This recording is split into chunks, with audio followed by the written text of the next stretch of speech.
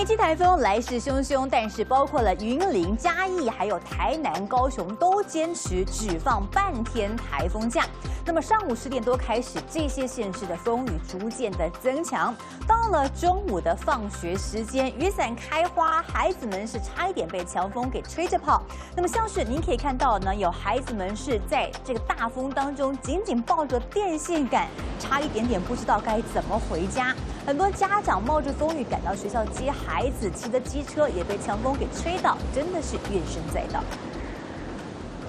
中午放学时间，风大雨大，嘉义有民众从窗户往外看，看到嘉义南新国小的学童在回家的路上被强风吹得无法前进，只好靠在路边的电线杆。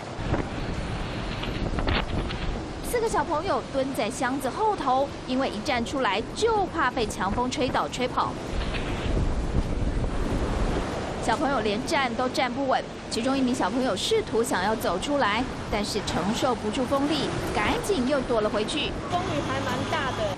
高雄也有家长接小孩的时候差点被吹倒，这位妈妈干脆把车停在路边，找个地方直接坐在地上保护小孩。中午学校供餐，孩子吃完午餐，学校老师和供餐人员还要忙着收拾完才能回家，正好碰上强风大雨，连住在学校附近的老师都因此被困住而回不了家。我觉得有点不满，因为我们今天放学的时候，其实看到很多家长，他来接送小朋友的时候是非常危险的。